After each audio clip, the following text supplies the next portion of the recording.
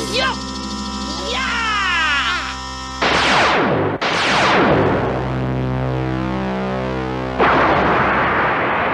Parfait.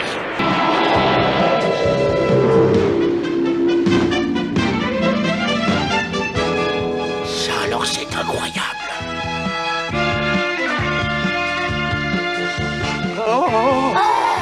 Vous sentez l'énergie qu'il dégage? Je crois pas mes yeux.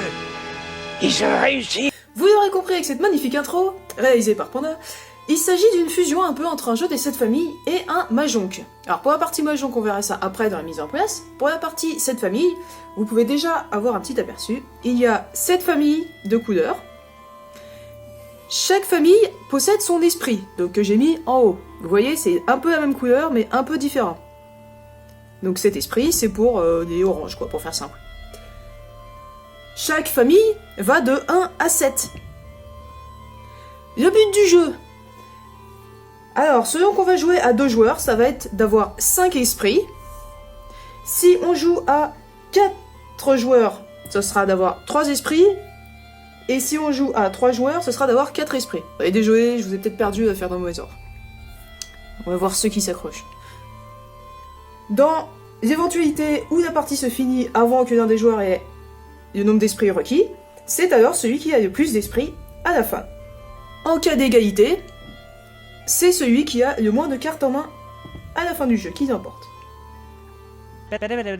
Alors maintenant, on voit mieux la partie Mahjong, en tout cas Mahjong sur téléphone. Comme vous le montre la photo, là, vous allez devoir créer le plateau, entre guillemets. Nous avons fait la rivière. Il est recommandé de jouer par le passage, mais bon, en vrai, tout est jouable. Alors, à ce moment-là de la partie, et après, dès qu'un esprit va être libre, c'est-à-dire qu'il n'y a pas de carte dessus, comme au Mahjong, on le met à côté. Voilà, il est disponible, on peut le prendre, si on remplit les conditions nécessaires. Donc, pour ceux qui connaissent le Mahjong, ça va être très instinctif. Pour ceux qui ne connaissent pas, je vais quand même préciser. Les cartes qu'on peut prendre, ce sont uniquement les cartes visibles entièrement. Vous voyez, je ne peux pas prendre celle-ci, elle n'est pas visible entièrement, il y a des cartes par-dessus. Je peux par contre, pas comme au Mahjong, prendre cette carte-là si j'ai envie. Voilà. Si je prends cette carte, je dévoile la carte du dessous. Ok ? Alors, comment récupérer les esprits, puisque c'est le but du jeu? Vous avez 2 possibilités. Soit vous faites au moins 3 chiffres. Donc là, par exemple, pour récupérer cet esprit, c'est le 7, il faut 3 7. Vous en avez 3, vous les posez, et vous récupérez l'esprit. Si l'esprit n'est pas disponible, vous ne pouvez pas poser votre série. Donc, soit les chiffres, soit la couleur. En fait, il faut faire une suite. Là, donc, c'est les violets. Il faut faire une suite de 3 chiffres qui se suivent. Donc, si on pose le 2, 3, 4 violet, on peut récupérer cet esprit. Je dis bien que c'est à partir de 3. Car il est possible de récupérer, enfin plutôt de voler, les esprits des autres joueurs. Pour ce faire, il faut avoir mis une carte de plus que ce que l'adversaire a fait.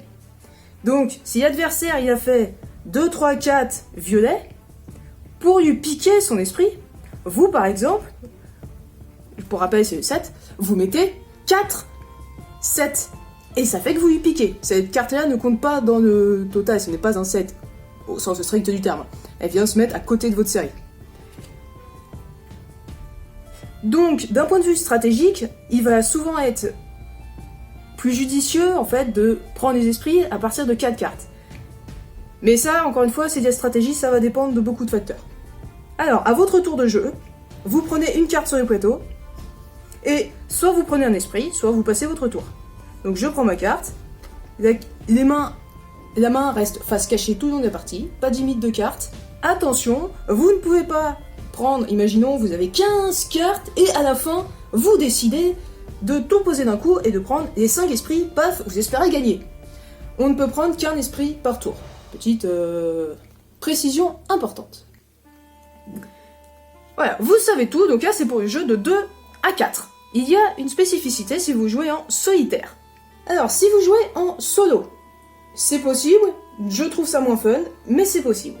Vous allez mélanger les esprits et les autres cartes de manière séparée, et ensuite vous allez former un paquet de cartes en plaçant secrètement, donc vous ne savez pas lequel, un esprit toutes ces 7 cartes. Et ensuite vous allez former le plateau de votre choix. Donc, si je résume, j'ai mis secrètement toutes ces 7 cartes, donc là, on l'a refait un peu différemment, hein. Hop. Au moment de faire ce plateau, donc là j'ai 1, 2, 3, 4, 5, 6. À la 7ème, je dois avoir mis un esprit. Donc là, je m'en doutais que c'était pas bon. Vous voyez? Alors évidemment, il y a une face cachée. À chaque tour, en solo, vous allez d'abord prendre une carte et soit la mettre dans une des fosses face visible. C'est en mode facile, au sens où vous pouvez y avoir accès, donc vous la mettez de côté, face visible. Et ensuite, vous faites votre tour normal et vous prenez une carte que vous voulez. Tac, on imagine. Elle se met dans des fausses face cachée en mode difficile, juste parce que vous devez vraiment mémoriser. Et ensuite, comme dans le mode normal, hein, vous pouvez capturer un esprit. Vous gagnez dans ce mode si vous capturez 7 esprits avec des combinaisons de 3 cartes en facile, ou 6 esprits avec des combinaisons de 4 cartes en difficile. Attention, la subtilité, c'est qu'il ne peut y avoir que 3 esprits libres en même temps. Si un 4e esprit se libère, donc pour rappel, il se libère quand il arrive. Voilà. J'ai pris cette carte, donc j'ai dévoilé évidemment celle-là avant. Je dévoile celle-ci, l'esprit est libre. Il va se mettre de côté, on peut le récupérer. Donc 3 esprits libres en même temps. Si un 4e arrive, il chasse le premier qui est arrivé, on imagine que c'est lui, il est chassé, il est mis dans la défausse. Hop, on ne peut plus le capturer. Et voilà.